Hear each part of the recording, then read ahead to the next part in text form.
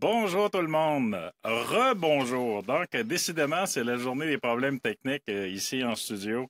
Encore une fois, désolé pour les inconvénients. Puis merci beaucoup pour votre patience, votre tolérance et bien entendu de demeurer en ligne avec nous pour le bénéfice du sujet de la journée qui est le reprenariat. Et pour parler de reprenariat aujourd'hui, c'est un immense plaisir pour moi de recevoir Pierre Graff, président du Réseau des jeunes chambres de commerce du Québec. Bonjour, Pierre. Salut François.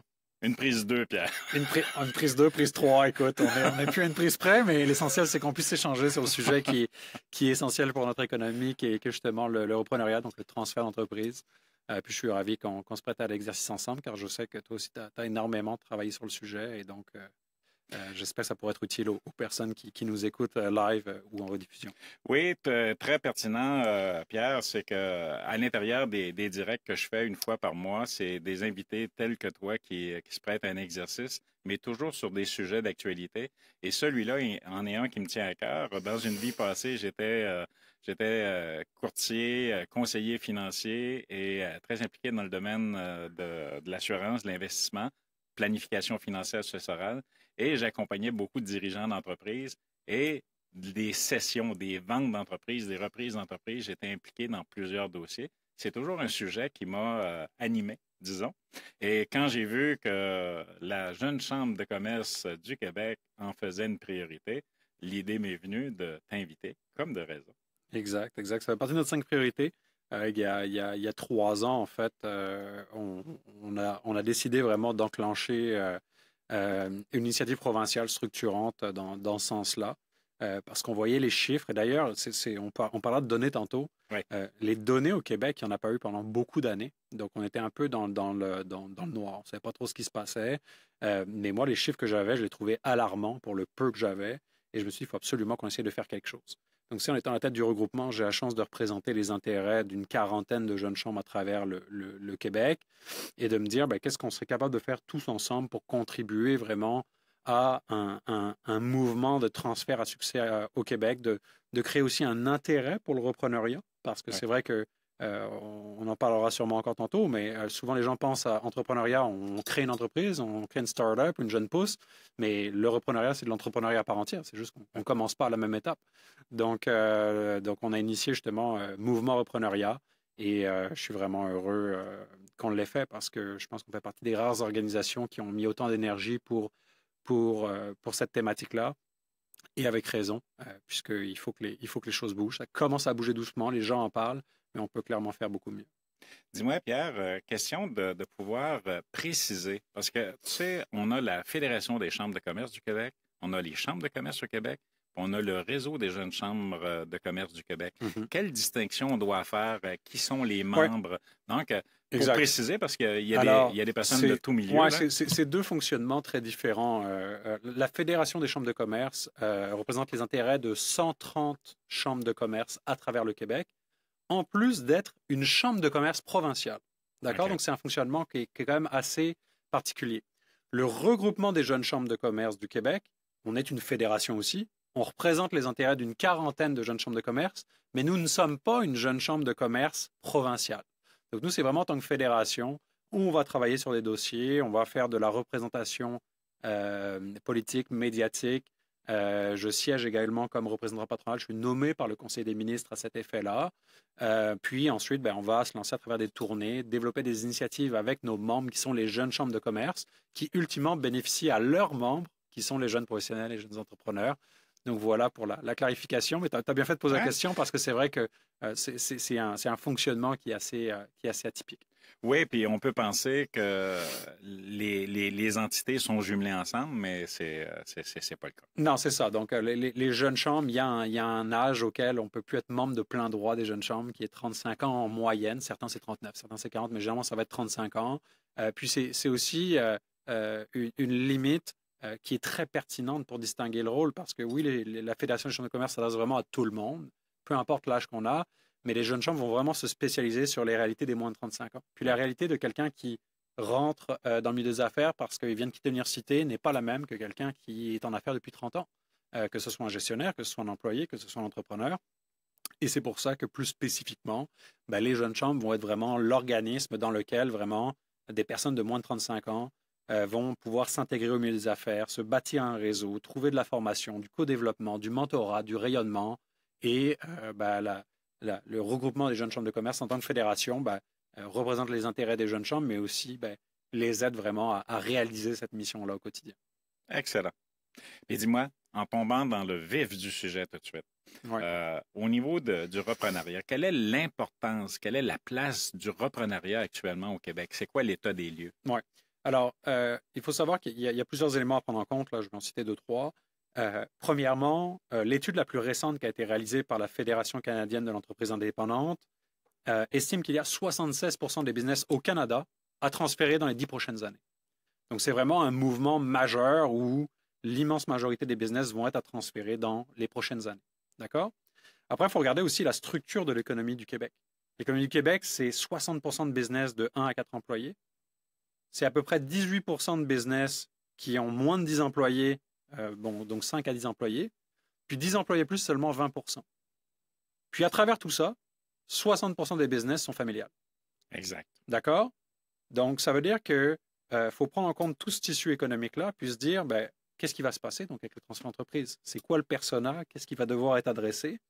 Et donc, lorsqu'on met tout ça ensemble, on se rend compte qu'il y a plusieurs problèmes parce que en ce moment, on voit que les maillages ne se font pas nécessairement. On voit que les gens s'y prennent vraiment à la dernière minute pour organiser le transfert, ce qui crée aussi des enjeux pour le succès des entreprises aussi à long terme. Et plus globalement, ça crée des risques de fermeture d'entreprise, des risques aussi d'achat par des capitaux étrangers, beaucoup de capitaux américains. Les Américains regardent les moyennes entreprises au Québec, là, le 20% que j'ai cité tantôt, là, puis ils se disent c'est une super bonne affaire. Là. Le dollar canadien est moins cher, c'est des business qui roulent bien, qui ont un bon cash flow, etc. Donc, il y a des beaux deals à faire. Il y a des beaux deals à faire, mais dans ce temps-là, c'est de l'argent qui donc et des profits qui peuvent quitter le Québec. Et donc, il y a vraiment un enjeu économique, structurel pour la richesse québécoise. Et c'est pourquoi, vraiment, nous, on a décidé de travailler sur cette thématique du repreneuriat qui est prioritaire. Excellent. Puis en même temps, mais je sais que le CETEC fait partie aussi des liens avec lesquels vous travaillez. Ouais. Le CETEC est le Centre de transfert en entreprise du Québec. Ouais. Le CETEC, de mémoire, existe depuis 2015-2016? C'est ça. C'est un organisme qui a à peu près une dizaine d'années, qui, dans le fond, a le mandat du gouvernement du Québec de s'occuper vraiment du transfert d'entreprise. Donc, c'est vraiment un organisme qui a un bon point de chute pour n'importe qui a un intérêt à racheter une entreprise. Ouais. Non seulement parce qu'ils ont un index qui a été refait l'année passée, qui est quand même un bel outil pour trouver des business de moins de 5 millions de chiffre d'affaires. Et en plus, ils ont des conseillers qui, eux, sont capables, en fonction du profil des personnes qui leur écrivent et vraiment de leur capacité financière, etc., d'éventuellement les mailler avec une base de données interne qui, elle, n'est pas affichée. Tout est anonyme, évidemment, que ce soit dans l'index ou même ce à quoi accèdent les conseillers, puis éventuellement de créer des maillages. Ça, c'est quelque chose qui est vraiment intéressant parce que moi, je suis un partisan d'une base de données centralisée au Québec pour être capable de faire rencontrer l'offre et la demande. Alors, est-ce que la plateforme est parfaite? Je ne dis pas ça, mais je dis juste que, en tout cas, c'est un super outil pour être capable de faire quelque chose. Et je pense que le CETEC a aussi beaucoup de partenaires du monde des affaires, des partenaires privés, que ce soit dans le milieu comptable, bancaire, etc., pour être capable aussi de référer aussi aux bonnes personnes, puis faire en sorte qu'on a un transfert aussi d'entreprises à succès à travers le Québec qui s'initie. Oui, puis je pense que l'idée, c'est pas d'avoir une structure qui est parfaite, mais d'avoir une structure qui est parfaitement imparfaite pour favoriser justement de la mise en action de ce qui doit être fait pour conserver ces capitaux-là. C'est parce que, tu sais, à travers le monde actuellement, on parle d'autonomie alimentaire, d'autonomie financière, mais ça fait partie d'une autonomie financière de conserver son capital vraiment ici au Québec, là.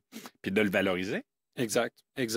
Puis, je pense qu'on s'inscrit un peu tous dans cette idée-là. Moi, je collabore d'ailleurs avec le CETEC, je collabore avec des partenaires privés, donc du milieu des affaires qui nous aident, parce qu'on s'est aussi rendu compte qu'on était capable vraiment, tous ensemble, évidemment, d'avoir plus d'impact C'est le cas où 1 plus 1 fait 3 et pas seulement 2. Là. Le repreneuriat échappe pas à la règle. Lorsqu'on collabore, ben, on a plus de chances de réussir. Mais c'est que ça permet aussi de contourner les plus gros enjeux, selon nous, qui existent actuellement en ce moment et qui freinent les transferts d'entreprise. Je te donne un exemple très concret. Historiquement, les cédants de la génération actuelle, qui sont la génération des boomers, ont plus de misère à dire qu'ils souhaitent céder leur entreprise. Donc, comment contourner ça? Ben, nous, on s'est rendu compte qu'utiliser des canaux anonymes était potentiellement le meilleur moyen pour y arriver. Et les canaux anonymes, ben, c'est les gens qui connaissent les cédants, mais qui peuvent les représenter anonymement. Et ça, c'est les avocats, c'est les fiscalistes, c'est les comptables, c'est les directeurs de compte des banques, etc., etc. Et en activant ces personnes-là, si eux sont capables d'aller voir leurs clients, mettons, de 55 ans et plus, puis leur dire, est-ce que tu as pensé à céder? Est-ce que tu as une relève? Si c'est oui et non, les réponses, là, pour les deux questions, là, clairement, c'est de lui dire, faut que ça se passe tout de suite. Parce qu'un transfert, ça va prendre 3 à 7 ans en moyenne. Donc, il faut que tu réfléchisses tout de suite comment je peux t'aider. Est-ce que tu veux que je te représente anonymement pour essayer de trouver des profils qui pourraient fitter si tu n'as pas quelqu'un à l'interne qui a le profil et à qui tu pourrais parler? Puis aussi de les sensibiliser au fait que non, ils ne vont pas perdre de clients, non, ils ne vont pas perdre de fournisseurs, non, ils ne vont pas perdre d'employés, tout simplement parce qu'ils vont le faire de manière structurée, de manière à ce que les opérations vraiment ne soient pas impactées et rassurer tout le monde dans le processus. Et j'espère aussi que ce message-là, qui est un des messages de sensibilisation de l'initiative Mouvement Repreneuriat, se rendra vraiment aux oreilles de tout le monde, parce qu'actuellement, c'est un des plus grands enjeux qu'on connaît au Québec. Et tu parlais de freins, là. Il y a plusieurs freins là, qui viennent limiter là, justement là, cette mise en place-là de repreneuriat. D'un côté, ben, tu as les cédants. D'un autre côté, on a les personnes, les hommes et femmes qui sont intéressés à aller de l'avant. Mais dans ces principaux freins-là, on peut parler aussi, tu parlais tantôt qu'il y avait une grande majorité d'entreprises familiales. Mm-hmm. Mais comment ça se passe, les freins là, qui font en sorte qu'au niveau de l'entreprise familiale, c'est un peu difficile, laborieux de se mettre en place? Mais chaque modèle de repreneuriat a ses avantages et ses inconvénients. Généralement, tu as le repreneuriat interne, donc les employés, la famille, repreneuriat externe, quelqu'un qui achète l'entreprise, repreneuriat hybride, un peu des deux. Il y a plein de modèles, d'accord. Dans le repreneuriat familial, l'immense avantage, c'est que généralement, tous les employés connaissent la relève. Pour eux, c'est peut-être même d'office, ils se sont dit, ben, il est dans la business, il reprendra la business. Donc, ça crée déjà un enjeu en moins du côté humain, à moins qu'il y ait vraiment un problème avec la relève puis qu'il n'y ait pas de bonne relation. Mais ça, c'est sûr que ça va être bien. Les enjeux qu'on voit actuellement dans le repreneuriat familial, c'est que, est-ce que les enfants veulent vraiment reprendre la business? Il y a beaucoup de transferts familiaux qui échouent à cause de ça, tout simplement parce que les enfants ont été poussés par les parents à le faire, puis ça ne les tentait pas, peut-être qu'ils n'étaient pas entrepreneurs. Deuxièmement, est-ce qu'ils ont les compétences? Ça, d'ailleurs, ça s'applique à tous les repreneurs, mais aussi dans la famille, c'est qu'ils vont reprendre, on dit c'est l'enfant, mais est-ce qu'ils ont fait un bilan de compétences? Est-ce qu'ils ont fait des tests psychométriques? Est-ce qu'ils ont été accompagnés pour voir ce qui lui manquait, pour éventuellement faire que dans l'actionnariat, on rentre un employé clé pour s'assurer que ça ne crée pas de problème, ou aller chercher des profils à l'externe, l'épauler là-dedans? Donc, des enjeux, il en surgit partout dans les transferts. Et c'est pour ça que je pense qu'il faut, que ce soit dans le repreneuriat familial, externe, interne, toujours s'entourer vraiment de professionnels. Oui, c'est des dépenses en plus.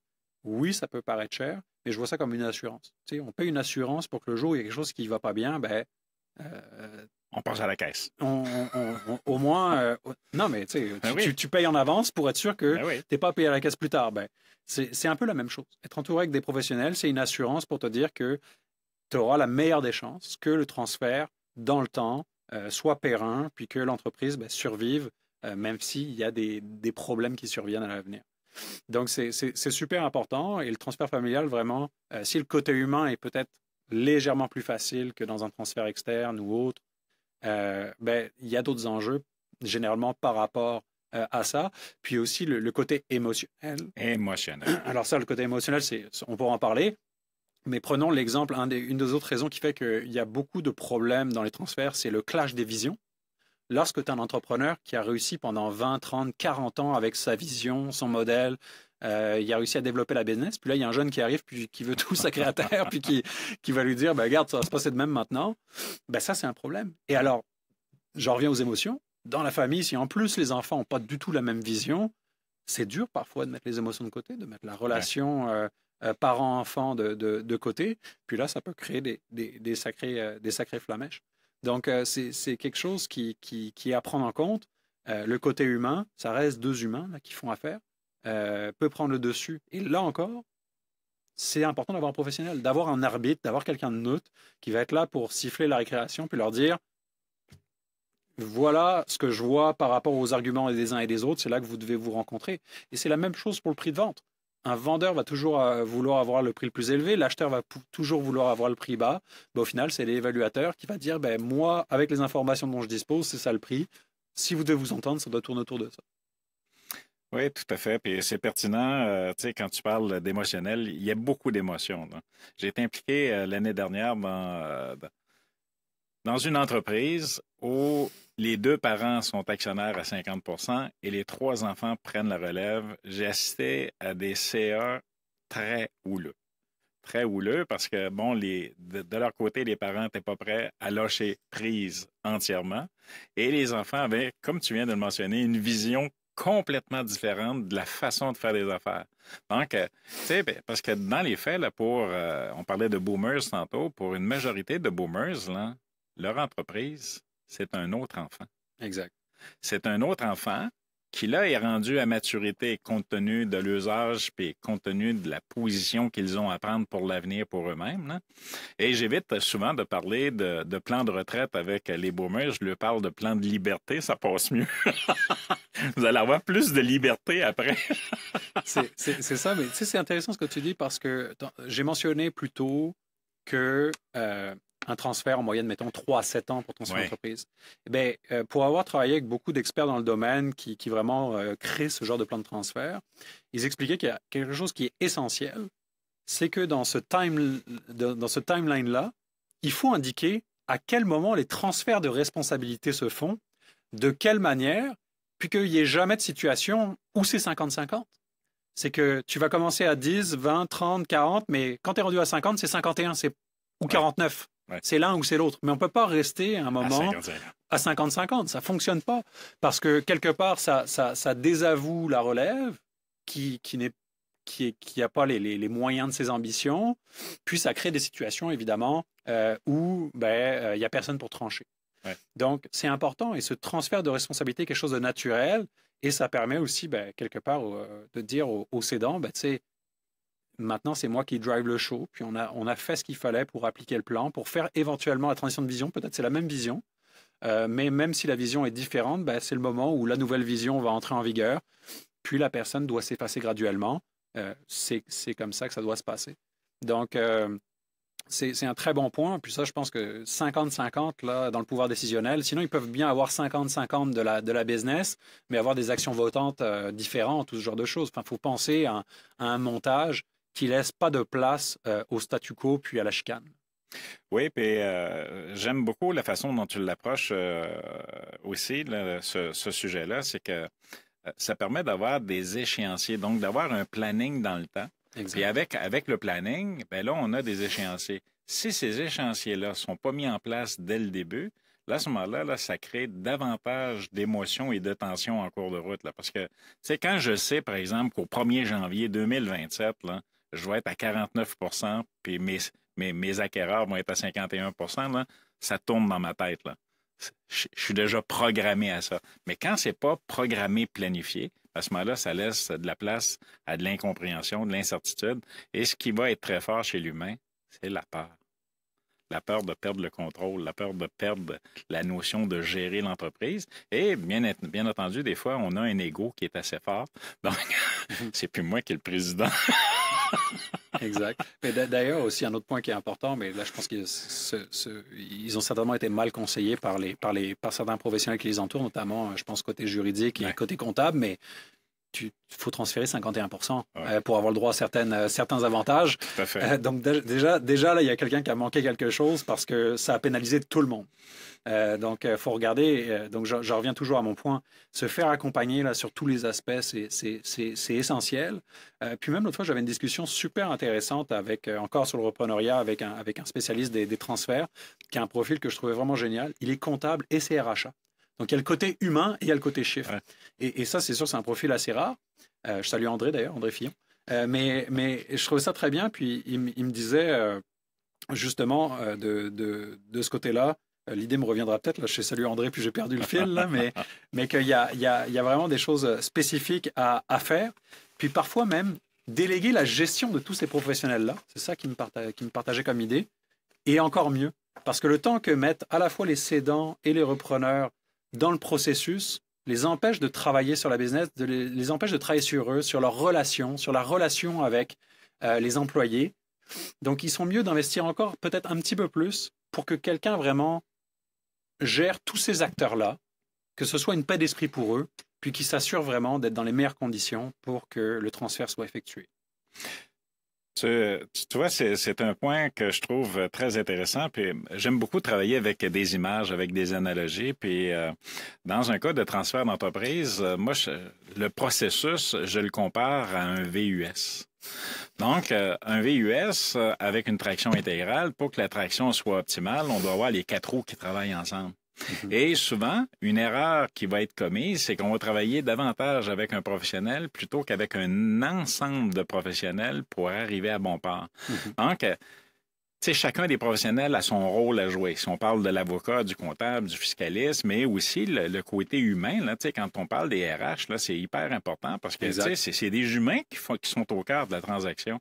Donc, d'avoir cet équilibre-là au niveau des différents professionnels intervenants pour faire en sorte qu'on ait une traction optimale sur notre processus de session. Oui, non, effectivement. Puis, souvent, d'ailleurs, c'est un des grands problèmes qu'on m'a partagé souvent. Les gens qui ont repris des business m'ont dit, j'ai fait l'erreur de gérer la transaction moi-même. Et quand ils avaient des professionnels, ils m'ont dit, l'erreur qu'on faisait, c'est qu'ils ne communiquaient pas assez entre eux. Ouais. Donc, il y a des informations qui ne se rendent pas, ça crée des délais, ça peut créer des problèmes durant la transaction, après la transaction, etc. Donc, c'est sûr qu'il faut vraiment faut voir ça un peu comme un orchestre. Là. Puis, idéalement, ça prend un chef d'orchestre qui n'est pas le cédant ou le repreneur pour que vraiment tout soit en harmonie, puis qu'on ait les meilleures chances de succès à la fois dans la transaction et après la transaction. Dis-moi, quels sont, selon toi, les principaux obstacles rencontrés par nos cédants à l'intérieur de ce processus-là? J'ai parlé du clash des visions. C'est sûr que clairement, il y a un enjeu de ce côté-là. Donc là, ça rentre peut-être plus largement dans le côté humain. Ouais. Donc, je pense que ça, c'est un élément qui est prévalent. L'autre chose, et ça, on s'en est rendu compte, puis ça touche à la fois les cédants et les repreneurs, mais c'est vraiment tout ce qui a trait à la transaction et au montant de la transaction, ou la manière dont on va payer l'entreprise. Donc, par exemple, dans la transaction, je l'ai dit, c'est généralement avoir un prix qui est un prix émotionnel, le prix qu'il estime que vaut la business, ce n'est pas le prix rationnel que fait un évaluateur. Généralement, il y a une différence. Donc là, il va falloir qu'il y ait un travail à faire pour s'assurer qu'on arrive à faire en sorte que l'acheteur soit d'accord, évidemment, avec le prix de vente. Aussi, dans les montages, on voit qu'on a une génération au niveau des repreneurs qui a peut-être un peu plus d'aversion au risque. Donc, les investissements, plus tu achètes une grosse business, plus ça prend évidemment de cash pour l'acheter, plus ça prend aussi d'investissement, de dette. On s'aperçoit que nécessairement les cédants ne sont pas très ouverts à être créatifs dans la transaction, dans ce qui va se passer. Or, pour acheter des business d'une certaine grandeur, aujourd'hui, avoir une balance de vente, c'est nécessaire. Parce que c'est une trop grosse bouchée pour là où les personnes qui rachètent le business. Et donc, ce côté créatif, peut-être, n'est pas culturellement très présent. Et ça prendra évidemment des professionnels pour conseiller, pour trouver un terrain d'entente là-dedans si le repreneur qui est identifié comme étant la bonne personne ou les repreneurs identifiés comme étant les bonnes personnes veulent acheter mais n'ont pas les moyens de le faire. Parce qu'il y a aussi une limite à ce que des banques et organismes peuvent prêter. C'est une logique imparable, c'est l'histoire de l'humanité. Donc ça, c'est des éléments qui sont vraiment importants, je pense, au niveau du cédant. Il y en a d'autres, mais c'est ce que je dirais vraiment le côté financier et le côté humain. Puis, du côté des repreneurs, c'est quoi les principaux défis pour eux? Donc, bon, on a cité le côté capital, accès au capital, très difficile. l'aversion au risque, peut-être on a une génération, comme je te dis, qui est un peu plus averse au risque, donc qui veut moins risquer d'acheter une entreprise et qui culturellement a été plus conditionné à partir d'une entreprise, ce qui coûte pas grand-chose là, au début, là, généralement. Les relations, vraiment, je te dirais, avec les parties prenantes, il faut que le repreneur vraiment prenne le temps de connaître les employés, de connaître les fournisseurs, de connaître les clients. Donc, s'il ne met pas ces efforts-là, ça va représenter un immense problème potentiellement après le transfert. Donc là, il faut mettre beaucoup d'amour de ce côté-là, d'où le fait de déléguer la transaction autant que possible pour se concentrer là-dessus. Puis il y a deux éléments qui pour moi sont extrêmement importants. C'est le manque de compétences potentielles. Donc, c'est quoi ses forces, c'est quoi ses faiblesses, à quel point ces faiblesses pourraient impacter la pérennité de l'entreprise. Donc ça, c'est super important. Puis je pense que, et c'est l'autre point, il faut que vraiment un repreneur fasse preuve d'humilité. Si tu fais preuve d'humilité, je pense que ça facilitera beaucoup les choses dans la position que tu vas adopter par rapport aux parties prenantes que j'ai citées. Ça va te permettre d'avoir aussi une posture et qui va te permettre vraiment une introspection pour voir ce qui te manque potentiellement pour faire en sorte que le transfert soit un succès à long terme. Donc vraiment, l'humilité, je pense que c'est un point qui est aussi super important. Il pourrait y en avoir d'autres, mais c'est les 5 qui me sont venus en tête immédiatement. Oui, puis avec l'humilité, je te dirais la capacité de pouvoir exprimer aux bonnes personnes, aux bons endroits, sa vulnérabilité. Parce que, tu sais, souvent, il y a des gens, puis on le voit, là, on parlait des boomers tantôt, puis j'ai vu plusieurs cas où la personne n'exprimait pas ses émotions, où elle n'était pas nécessairement tout à fait prête. Il y a un cas auquel je pense, là, le monsieur a entrepris un processus de cession de son entreprise, mais pour répondre aux inquiétudes de sa conjointe puis des enfants qui s'en faisaient pour sa santé, mais lui, dans sa tête à lui, il n'était pas prêt. Mais il n'y avait pas cette capacité-là d'exprimer à sa conjointe et à ses enfants sa vulnérabilité parce qu'il ne se voyait pas prendre sa retraite. Mais il a entrepris un processus à reculons, mais processus dans lequel, j'ai pas besoin de te le dire, hein, faire un grand discours là-dessus, ça a floppé parce que, tu sais, à quelque part, il trouvait toujours le moyen de faire en sorte que ça puisse pas se concrétiser, se matérialiser à la fin. Donc, ça revient à l'aspect humain, là, mais cet aspect-là est hyper important, la fierté personnelle de quelqu'un là, à l'intérieur du processus, puis de ne pas avoir peur, de ne pas avoir crainte de s'exprimer, mais ça, c'est pas toujours le cas. Oui, puis on pourrait quasiment dévier sur le sujet de l'entrepreneur super-héros, le mythe du super-héros, là, mais c'est toujours difficile pour quelqu'un qui est dans une position hiérarchique la plus élevée, là, le propriétaire de l'entreprise aussi, de partager certains éléments. Donc, il faut se mettre aussi dans leur peau. Et c'est pour ça que vraiment, comme je t'ai dit, dans les messages clés qu'on essaie de partager dans l'initiative Mouvement Repreneuriat, c'est-à-dire le repreneuriat et de l'entrepreneuriat à part entière, le repreneuriat est une opportunité d'innovation, contrairement à ce que certaines personnes pensent, mais aussi d'avoir ce discours pour rassurer les cédants sur le processus et sur le fait qu'ils peuvent partager cette information. C'est juste qu'il y a une manière de le faire. Et donc, ça aura beaucoup plus de bénéfices que d'effets négatifs, plutôt que d'arriver à minimum une, puis de dire je veux transférer, puis là être en panique parce qu'on n'a pas de relève. Puis ça peut juste créer vraiment des problèmes dans une éventuelle transaction. Ouais. Et il y a tout l'héritage, l'héritage parental aussi. Donc, tu sais, on revient aux boomers, là, des gens que je connais relativement bien. Mais l'éducation reçue, tu sais, d'être quelqu'un qui est droit, quelqu'un qui est fort, quelqu'un qui est intègre, quelqu'un qui démontre son caractère, sans être dur, être sévère, mais quelqu'un qui a une droiture. Donc, c'est sûr que quand j'arrive dans un processus de cession de vente d'entreprise, à ce moment-là, tu sais, ces éléments-là viennent m'impacter. C'est des éléments cognitifs que j'ai en dedans de moi. Et ça, c'est important à considérer. Ça ne veut pas nécessairement dire que dans un cas où la transaction peut-être aborde pas, mais qu'elle est un peu plus difficile, qu'il y a du sable dans l'engrenage, que la personne a une mauvaise foi, c'est peut-être des postures personnelles qu'elle traîne depuis plusieurs années qui viennent impacter là, sa façon d'agir. C'est certain. Puis on en revient évidemment à l'aspect que j'ai nommé, qui est certainement le plus grand frein au entrepreneuriat, c'est le côté humain. Tout à fait. Puis c'est un des aspects justement qui peut poser poser problème. Donc, parfois, c'est des choses conscientes, parfois, c'est des choses inconscientes. Inconsciente. Et dans ce cas-là, c'est la seconde option, malheureusement. Ouais. Voilà. Dis-moi, en revenant au réseau des jeunes chambres de commerce, toujours sur le même sujet, qu'est-ce que vous avez fait, qu'est-ce qui est fait concrètement pour vraiment faire en sorte qu'on sorte le sujet tabou des garde-robes, des placards, puis qu'on puisse en parler plus ouvertement, puis vraiment que ça fasse partie de sujets de discussion, comme on peut parler à peu près de bien des sujets là, qui sont pas tabous. Oui. Dans le fond, il faut comprendre que l'intérêt de l'écosystème pour le repreneuriat est relativement nouveau. Tu parlais du CETEC, c'est pas un organisme qui est très vieux. Non. Et si tu penses après à d'autres initiatives sur le repreneuriat, je peux poser la question à 10 personnes de m'en citer 3, ils ne seraient pas capables. Donc c'est pour ça que nous, on a lancé Mouvement Repreneuriat, puis on s'est dit, à notre humble niveau, qu'est-ce qu'on peut faire? On peut sensibiliser, on peut outiller, puis on peut éventuellement mailler. D'accord? Parce qu'on a un réseau, on est capable de mobiliser des gens. Donc, lorsqu'on a initié Mouvement Repreneuriat, on a travaillé sur ces 3 aspects-là, puis on bonifie graduellement ce qu'on fait, notamment à l'aide de nos partenaires.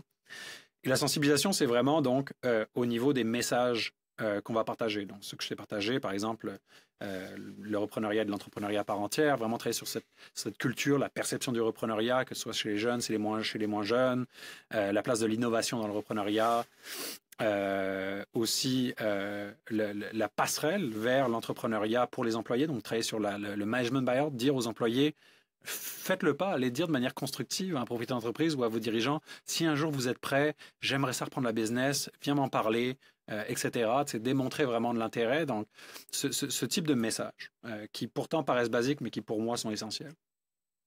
Deuxièmement, alors il y a la partie outils. Donc là, c'est que ce soit à travers des capsules, à travers des formations, la tournée Mouvement Repreneuriat qu'on a faite, avoir vraiment des ateliers où des experts viennent partager certains éléments, par exemple sur les pièges à éviter dans le repreneuriat, sur les aspects juridiques du transfert, sur les aspects financiers du transfert, sur la créativité financière pour être capable justement de financer l'achat si on n'a pas les moyens initialement, etc. Donc, à travers, comme je dis, les capsules, les tournées, à travers des articles, évidemment, on l'a fait. C'est sûr que j'étais assez vocal sur le sujet. J'ai dû donner une 40aine d'entrevues dans les médias, radio, TV, journaux. Tu peux y mettre les affaires, Gérald Fillon, la presse, peu importe. Là. Ouais. Et donc, qu'on en parle. Déjà, ça, c'était déjà une des réussites qu'on en parle parce qu'on n'en parlait pas beaucoup. C'est beaucoup. On n'en parle pas beaucoup. Je sors d'ailleurs très prochainement encore avec différents partenaires sur le sujet. On va faire une offensive très, très bientôt, la semaine prochaine. Donc, j'ai hâte qu'on en parle. Dans 2 semaines, on repart aussi notre tournée Mouvement Repreneuriat. Cette fois-ci, on s'arrêtera à Boucherville. Puis, il faut savoir que Mouvement Repreneuriat, depuis qu'on l'a parti, donc là, on commence la 3e année.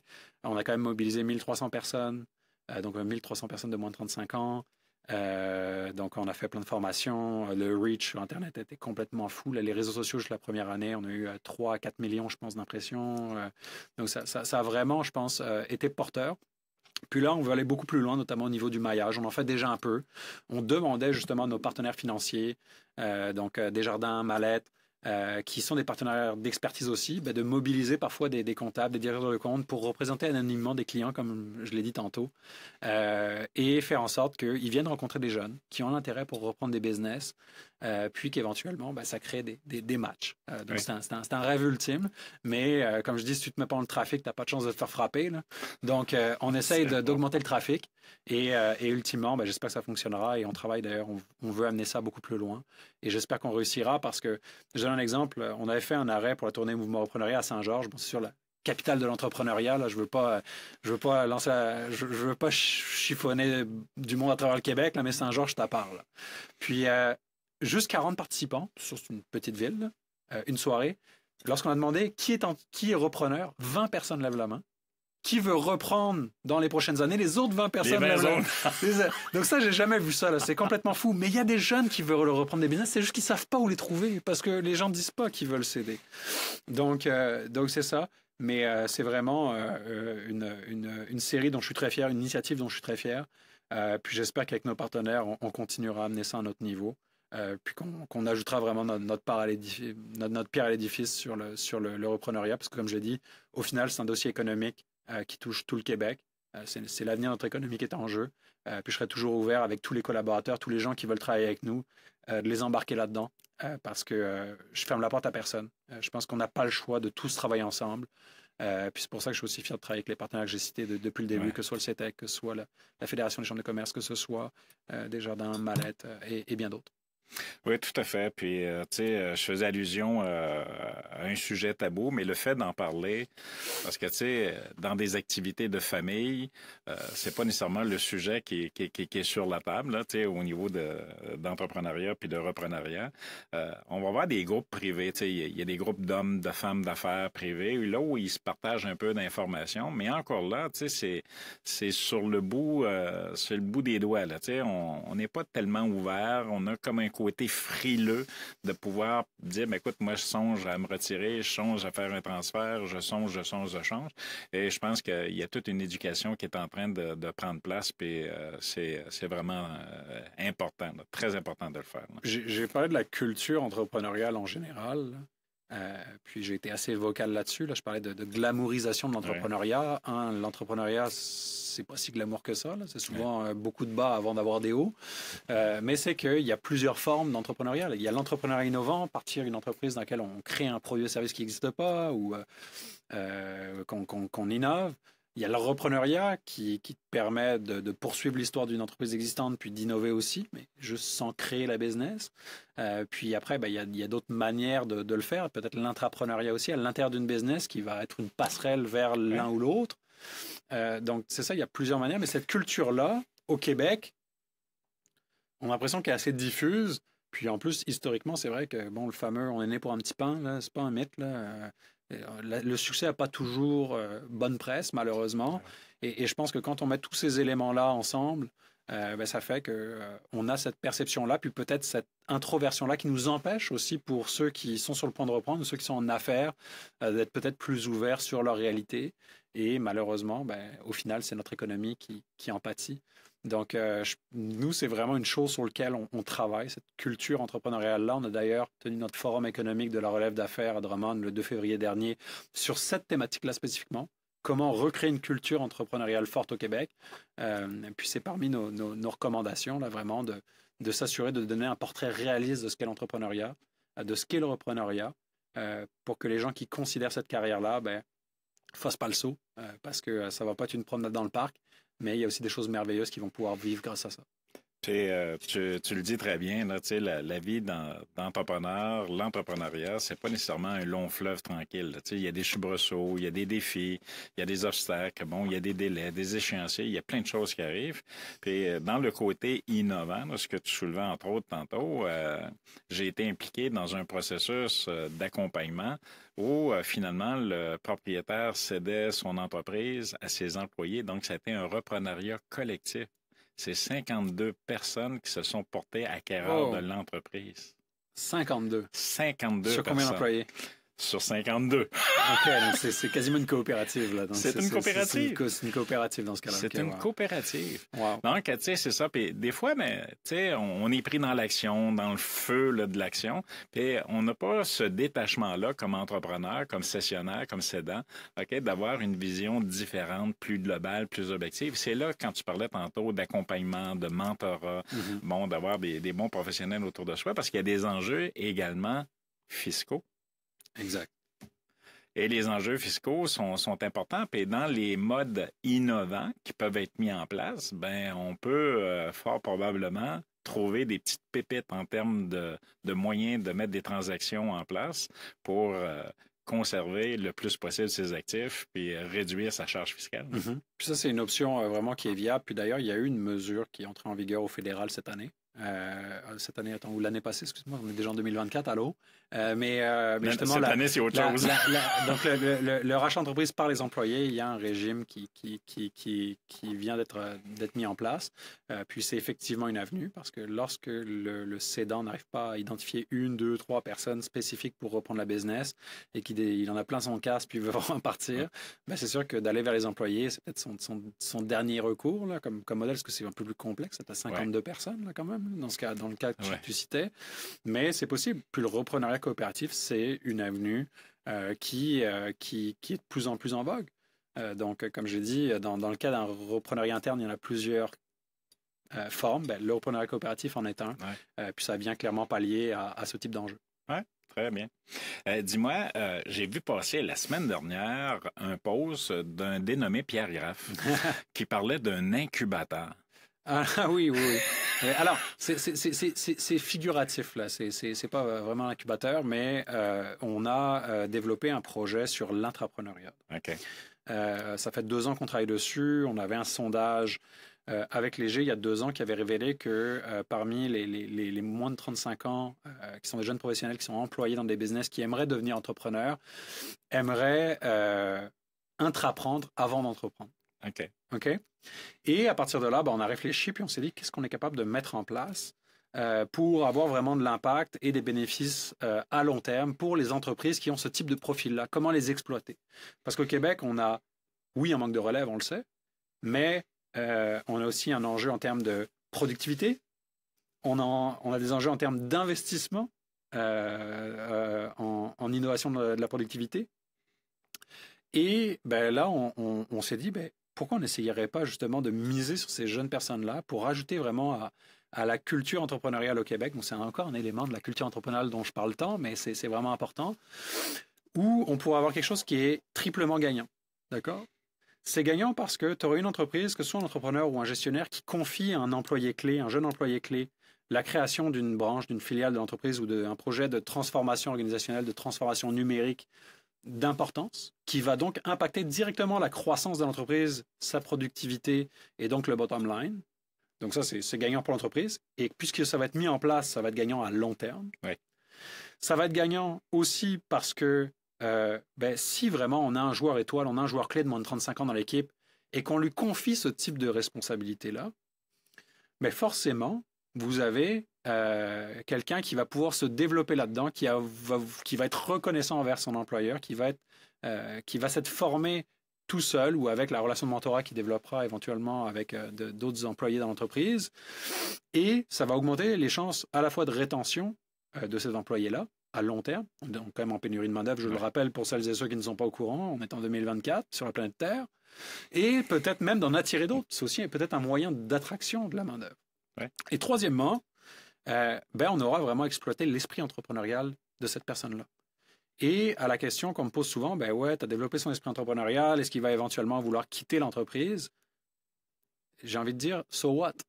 So what? Parce que cette personne-là, peut-être qu'il aura fait ses preuves, puis ça va être une passerelle vers l'entrepreneuriat, mais vers le repreneuriat, il pourrait être actionnaire de l'entreprise, peut-être à moyen ou long terme. Une passerelle vers l'entrepreneuriat et il quitterait l'entreprise. Oui, je comprends, l'entreprise dirait, il aurait développé quelque chose, mais finalement, il part. Ouais, mais s'il a développé quelque chose qui impacte ta productivité à long terme et qui va apporter de la croissance à ton entreprise, tu as quand même gagné, là, parce qu'il n'est pas parti sans laisser un héritage sur lequel tu vas pouvoir bâtir. Donc, je pense que vraiment, cette culture entrepreneuriale qu'on souhaite au Québec, l'intrapreneuriat soit partie intégrante de cette culture-là. Et donc là, ce qu'on lance, c'est pas nécessairement un incubateur, c'est une réponse très longue pour revenir à l'incubateur dont on parlait, mais dans le fond, le projet qu'on va faire, c'est qu'on va créer une cohorte de 15 intrapreneurs, 15 jeunes professionnels à travers le Québec qui vont avoir la chance de bénéficier d'un accompagnement de près de 25 000 $ wow. de la firme Talsom, donc qui est une firme connue au Québec là, dans la transformation numérique, dans la transformation organisationnelle, qui va vraiment encadrer avec un parcours très, très bien déterminé. C'est sur le site du regroupement des jeunes chambres, donc rjccq.com, projet intraprenez, onglet parcours. Vous avez toute l'information. Puis ils vont vraiment être coachés en gestion du changement, en leadership, en KPI, en tout ce que tu veux, transformation organisationnelle, pour que vraiment le projet intrapreneurial qui est mené dans l'entreprise ait toutes les chances de succès. Et donc, on est très, très fiers de ce projet-là. Nous, on développe aussi une étude par rapport à ce cas-là, parce qu'on est quand même très chanceux d'avoir le soutien du ministère de l'Économie, de l'Innovation et de l'Énergie là-dedans. Et donc, c'est ce qu'on va bâtir comme rapport à l'issue aussi de cette expérience-là, je pense, pourrait avoir une grande valeur pour le milieu des affaires, pour le ministère et éventuellement créer une culture entrepreneuriale à travers le Québec. Donc, je suis très, très fier de ce projet-là. Un projet porteur. Exact. Projet porteur, puis porteur de gros bon sens dans le contexte actuel où on se retrouve. Là, parce que, tu sais, sans être le détail de tous les chiffres tantôt, mais c'est majeur ce qui s'en vient là, comme cédants là, qui vont passer à autre chose. Hein. Oui, puis l'entrepreneuriat, on fait le rapport entrepreneuriat-repreneuriat, là, mais l'entrepreneuriat, c'est aussi quelque part un moyen de valider la capacité d'une personne à devenir un repreneur. Donc, c'est le management buyout, là, j'en ai parlé, donc le rachat par les cadres ou parfois par des employés, là, mais c'est une avenue qui devrait être l'avenue naturelle de la reprise. Dans les familles, ils le font. Les gens sont déjà internes, les enfants sont déjà internes. Pourquoi vraiment pas avoir ce réflexe d'aller vers les employés, de leur dire, écoutez, si un jour quelqu'un est prêt, mon bureau sera ouvert, il pourra me le dire s'il souhaite reprendre. Mais sachez que je ne suis pas éternel, je suis là encore pour pas mal d'années. On organisera le transfert, on fera ça bien. Mais si un jour quelqu'un a cette volonté-là, venez me voir. Et bien, en confiant un projet entrepreneurial à une personne, il va savoir tout de suite si c'est un bon leader, s'il est capable de livrer la marchandise, mais aussi c'est une personne qui va se prouver par rapport au reste de l'entreprise. Ouais. Et donc, il y aura un travail en moins à faire le jour où on va lui céder parce qu'il aura déjà quelque part fait ses preuves et aura démontré vraiment son leadership et la capacité à livrer. Donc, c'est quelque chose qu'on devrait tellement regarder. Je pense que les bénéfices sont insoupçonnés. Là, les bénéfices, puis il y a des gains pour tout le monde. Exact. Il y a des gains pour tout le monde parce que, tu sais, la personne qui est à l'intérieur de ce programme-là, ben écoute, peut dire, ben écoute, moi, je suis un excellent deuxième ou un excellent troisième, je suis pas premier. Et ça va permettre à des personnes de vraiment clarifier leur posture, puis de se mettre en action, puis de aussi. Ben oui. Aussi. Super précision. Là. Donc, c'est vraiment, c'est gagnant. Puis je pense rassurer aussi le staff qui lui, n'a pas d'intérêt à reprendre. Oui. Est un élément super important. Quand je parle le temps qu'on doit passer avec les parties prenantes dans la transaction, là, ben, les employés en font partie parce que c'est ceux qui ne reprennent pas la business. Et donc, ben, c'est sûr que les rassurer déjà ce beau monde, démontrer vraiment du leadership, ben, c'est évidemment très gagnant dans un transfert. Est-ce qu'il y a d'autres initiatives, tant au niveau du réseau des jeunes chambres de commerce du Québec ou d'autres initiatives auxquelles vous collaborez pour faciliter ou favoriser le reprenariat? On est toujours ouvert, là, donc évidemment, il y en a de plus en plus qui voient le jour. C'est sûr que parfois, il n'y a pas de match naturel parce qu'on n'est pas exactement dans le même créneau. On essaye vraiment de nous se placer à un endroit où il ne se passe rien, vraiment combler un vide parce qu'on n'est pas là pour se substituer à personne. Ouais. Par exemple, là, il y a un super programme qui vient d'être développé par l'école d'entrepreneurship de Beauce, qui va accompagner 1000 cédants et repreneurs. Donc, ce sera des duos. Donc, c'est 100 paires par an pendant 5 ans. Wow. Qui vont être, donc une paire P-A-I-R-E-S, là, d'accord? Qui vont être accompagnés en duo, qui vont être accompagnés pendant 5 ans. C'est sûr, c'est un peu plus high level, mais ça va être, c'est une belle initiative qui vient de voir le jour. Il y a des groupes de recherche et de formation. On connaît par exemple HEC Famille en Affaires qui est vraiment spécialisé sur le reprenariat familial. Puis après, il y a des initiatives un peu plus locales. Mais dans les initiatives provinciales, c'est sûr qu'à part le mouvement reprenariat du regroupement des jeunes chambres, le CETEC et la Fédération des jeunes chambres, la Fédération des chambres de commerce qui vient de lancer une tournée du reprenariat, il y a peu d'initiatives provinciales encore. Voilà. OK. Dis-moi, comment favoriser, y a-t-il d'autres mesures ou encore comment favoriser la reprise, l'entrepreneuriat davantage au Québec? Je vais insister sur ce que j'ai dit, la culture entrepreneuriale. Pour moi, c'est vraiment culturel. C'est la posture dans laquelle vraiment tout le monde dans la société perçoit l'entrepreneuriat. Donc, aussi bien les gens qui pensent à se lancer que les gens qui sont en affaires, mais aussi le commun des mortels. Parce que, par exemple, lorsqu'on vilipende quelqu'un parce qu'il a vendu son entreprise, puis il a fait un petit peu d'argent, là, il a pris quand même beaucoup de risques pour se rendre là, puis bâtir sa retraite, parce que c'est leur retraite, leur business, là, nos entrepreneurs au Québec, ben, c'est sûr que si une personne se dit, si c'est pour me donner autant de misère pour avoir ce retour sur investissement-là, puis me faire pitcher des roches, là, ben, c'est sûr que ça ne donne pas le goût de se lancer. Là. Ouais. D'accord? Donc, je pense que tout le monde a un rôle à jouer.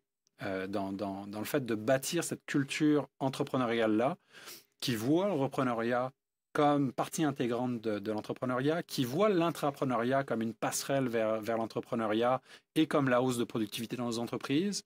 Et évidemment, se tenir loin de la glamourisation de l'entrepreneuriat dont j'ai parlé. Là. Comme je le dis, les dragons, ce n'est pas la réalité. Là. Non. Les dragons, ça touche la minorité de la minorité de la minorité des entreprises. Donc c'est ça. Et évidemment, aussi développer une culture d'innovation ouverte. Donc, créer ce lien vraiment entre les entreprises et les jeunes entreprises, parce qu'il faut savoir que l'attrition naturelle fait que la majorité des entreprises disparaissent après 10 ans. Donc, comment on est capable aussi de mettre les entreprises dans les meilleures conditions pour leur période de croissance, puis après la période de croissance pour devenir mature et solide. L'innovation ouverte, c'est une super avenue qui est très, très présente aux États-Unis. Donc, c'est le fait pour des grandes entreprises de prendre le risque de confier des contrats ou d'investir dans des jeunes entreprises alors que ça représente un risque supplémentaire pour eux.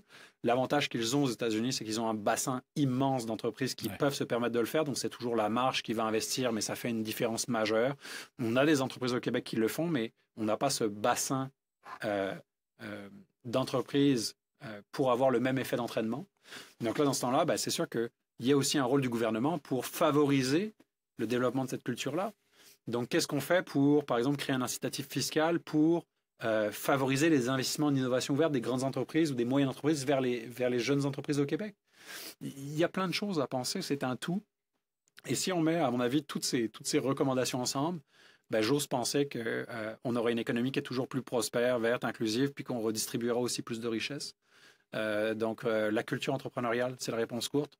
Ce que je viens de dire pendant les 18 dernières minutes sans te laisser la parole, c'est la version longue. Et légitimiser l'entrepreneuriat et légitimiser le fait que de réussir en affaires, ça comporte des risques, ça comporte des coûts. Il y a des coûts humains.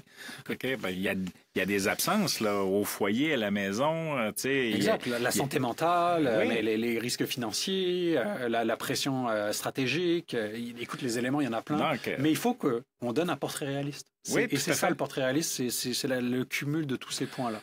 Voilà. Légitimiser l'entrepreneuriat et légitimiser le fait que de réussir, ça implique des efforts et que ça procure des gains. Et légitimiser la relation avec l'argent parce que, c'est quelque chose, je pense, qui est important. De réussir puis d'avoir un gain financier, mesurant tous les risques qui ont été encourus, je pense que c'est légitime. C'est légitime. C'est légitime, mais d'ailleurs, c'est légitime. Par contre, les gains, maintenant, ce sera 66,6% de l'imposition sur le gain, de la tranche du gain capital qui sera imposée. Donc, on repassera pour pour la légitimation du gain. Là. Je pense que ça va prendre un peu plus de temps que prévu. Une fois que le budget sera tout décortiqué, là, le dernier budget, là, on prendra fédéral, on prendra un moment pour revenir sur ce sujet. Il n'y a pas tellement longtemps, quelques semaines à peine, j'ai reçu ici Bernard Généreux. Bernard Généreux qui est député pour la circonscription de Montmagny, Lillet, Kamouraska et Rivière-du-Loup. Et Bernard Généreux et moi, on parlait ensemble, bien entendu, de politique. Bernard est au fédéral. On parlait de sujets politiques et Bernard a insisté sur un élément qui est important, selon moi, c'est de s'assurer de conserver la science grise active. Donc, d'avoir un genre de mouvement ou avoir un organisme qui permette aux personnes qui sont en période de sortie active du marché du travail de pouvoir rester et de pouvoir accompagner justement. Là. Donc, de ce côté-là, toi, est-ce que tu as des idées? Est-ce que tu vois des choses pour permettre à ces personnes-là qui sont sur le point de sortir de rester actives, de faire du mentorat ou d'autres programmes? C'est un point vraiment qui est essentiel. C'est que lorsque une personne quitte le marché du travail, c'est pas une personne qui quitte et qui aggrave la pénurie de main-d'œuvre. C'est une personne qui part avec un bagage d'expérience et d'expertise important qu'il n'aura peut-être pas pris le temps de transmettre au sein de son entreprise et de la même organisationnelle, et évidemment des générations qui arrivent sur le marché du travail et qui pourraient avoir un gain de productivité et de connaissances majeur grâce à cette personne-là. Donc, il y a eu quand même beaucoup de représentations politiques qui ont été faites de ce côté-là par diverses organisations patronales. J'en ai déjà parlé quelques fois. Je sais que le Conseil du patronat, la Fédération des chambres de commerce ont beaucoup plaidé pour des incitatifs pour garder au travail, des incitatifs fiscaux pour vraiment que les personnes qui décident de rester même à temps partiel sur le marché du travail alors que leur retraite arrive puissent bénéficier vraiment d'un gain majeur, d'un gain pécunier majeur par rapport au salaire qui leur est versé. Et je pense que c'est le meilleur moyen de le faire parce que actuellement, les gens, c'est sûr que s'il n'y a pas d'incitatif, ils ont quand même travaillé pendant 35-40 ans, c'est normal qu'ils veuillent prendre leur retraite.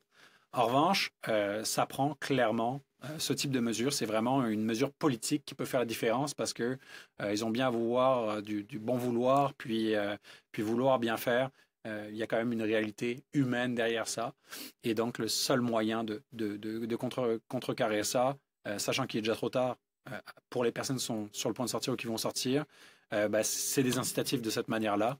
Et sinon, à l'avenir, en tout cas, que les entreprises s'assurent d'intégrer ces connaissances, cette expertise-là au sein de la mémoire organisationnelle d'entreprise pour pouvoir le transférer ultérieurement. Tout à fait. Et je reviens sur l'importance des savoirs. Dans mon livre, moi, il y a 4 savoirs. Il y a le savoir-être, le savoir-faire et il y a le savoir durable. Et là, on parle du savoir durable, donc c'est important de pouvoir conserver ce savoir durable. Assurément. Une mémoire collective. Une mémoire collective, oui, exact, parce que l'intelligence artificielle fera certainement pas tout pour nous non plus, là, donc c'est vraiment essentiel. Puis moi, j'ai tellement bénéficié du mentorat, j'en bénéficie encore aujourd'hui. Puis c'est clairement quelque chose qui a élevé mon action, ma manière de penser.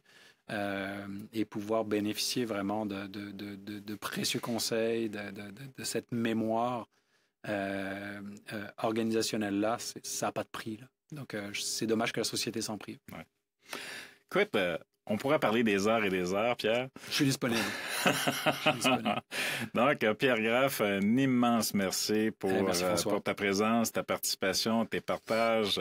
Je pense que c'est vraiment important. Puis le fun aussi en même temps de discuter d'un sujet qui, comme je l'ai dit à plusieurs reprises durant notre entretien, peut être un peu tabou. Là. Exact. Donc, c'est un immense plaisir pour moi de t'avoir reçu, pour les auditeurs aussi. Puis, dans une continuité, le mois prochain, je vais recevoir, parce que les directs reviennent à chaque mois, je vais recevoir Luc Poirier, qui est président du comité manufacturier import-export au niveau de la Fédération des chambres de commerce du Québec. Et on va parler de la santé et de la vitalité du manufacturier au Québec. C'est un beau sujet, puis il y a pas mal de défis du côté du manufacturier, donc il ne manquera pas de t'en parler. Là. Il y a certains chiffres d'ailleurs qui sont sortis à l'automne qui va te citer une étude qui a été réalisée, une immense étude au Québec qui a été réalisée là-dessus, puis clairement il y a des signaux qui flashent rouge, donc j'espère que il te présentera aussi les bonnes solutions qu'il a à cet effet-là. On va avoir une bonne discussion. Donc, Pierre Graff, merci beaucoup. Merci François. Grand plaisir, puis à très bientôt. À bientôt.